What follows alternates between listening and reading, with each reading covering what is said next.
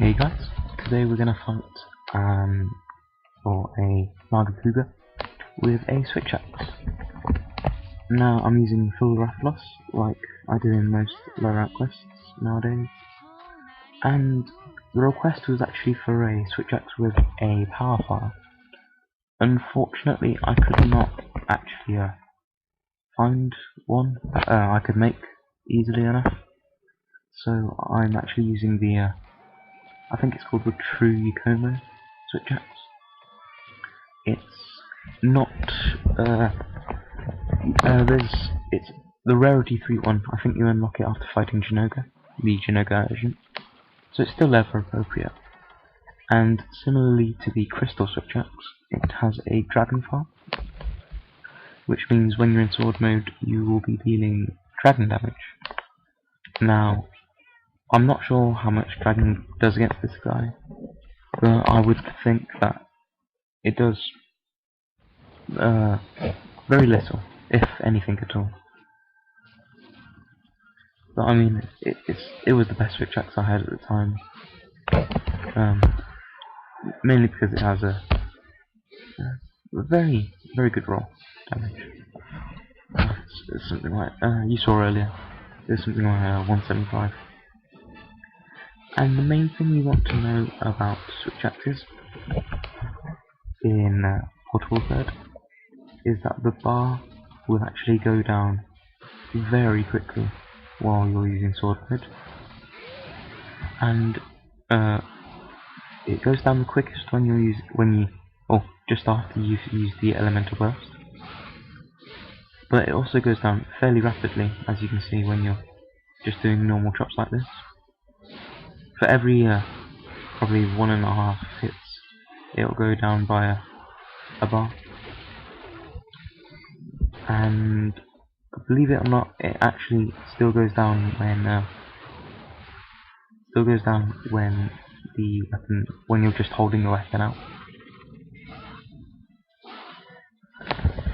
So yeah, generally I don't like to spend the time reloading, because the axe mode is just as powerful.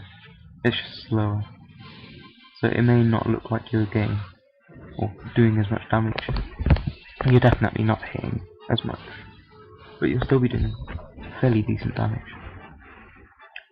And in this area we have our long lost rivals, the Bullfango.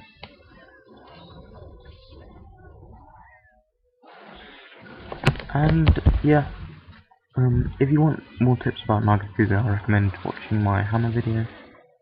It was one of the first I've done, but that pretty much contains everything you need to know about him. And even with the switch axe, which isn't a really ideal weapon against him, because generally you won't have a large window to get your attacks off. Even with the switch axe, I get a very respectful time, as you can see from the video length. It's just under 10 minutes or so. I suppose it has the added bonus of not bouncing.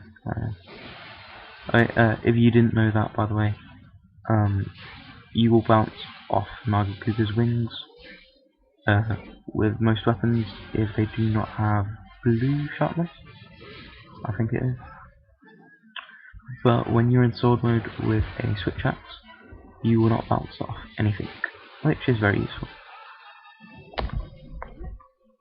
As you can see, Stinger effect from the armor is quite useful in this quest, as a lot of the time when you hit his head you'll be getting critical hits. And he actually does flinch quite a lot.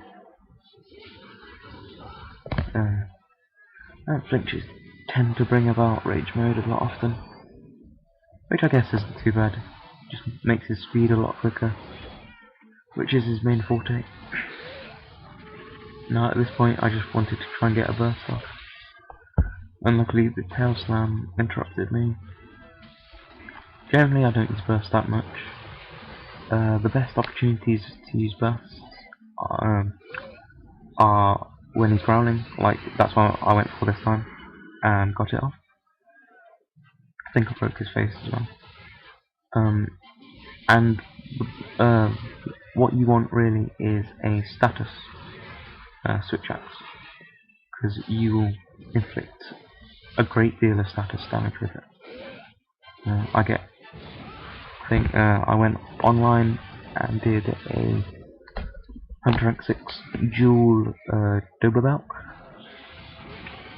with the cat switch axe, the rarity 5 version, and in total I got 4 paralyses off, 2 from just attacking him, and then just before killing both of them I got another 2 off, and I think they were both were bursts. Now when he's weak he will fly to 9. I wasn't sure at this point whether he was going to go eat Kelby, because he does sometimes do that in 7, but he also eats them in 9. So generally if you see him flying away, he will either go to 7 or 9 when he's weak, and if he's not he'll probably go to 5.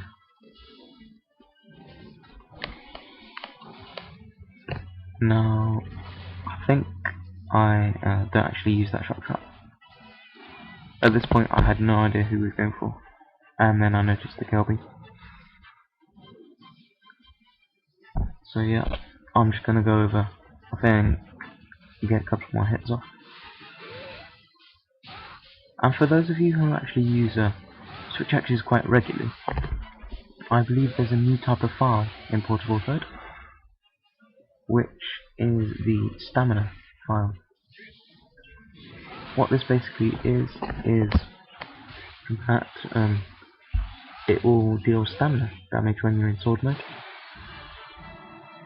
This obviously is quite helpful if you're combining it with a hammer user, or even a bow user if he tends to use the barrage attack, because that also deals stamina damage.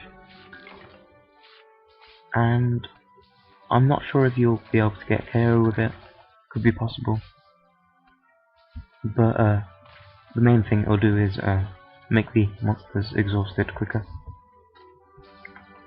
I don't actually have one, I might try and get one for a future release. I think the double belt switch, actually yeah, I don't think there is a double belt switch up. One of the big monsters, might be Rathalos, one of them has a stamina, so I'll probably get one of those.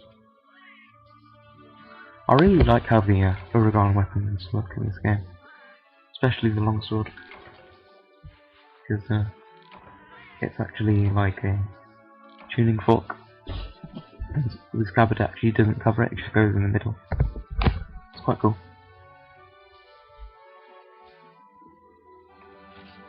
And they're quite a couple of quite nice rewards. Tail spikes are nice, and the wings are pretty rare. They're quite annoying to get. And that's pretty much it for this release. The switch axe I used is very easy to get. Just need some Yukumo tickets and some wood, pretty much. And so that's it. Seeing you guys, and have a good hunt.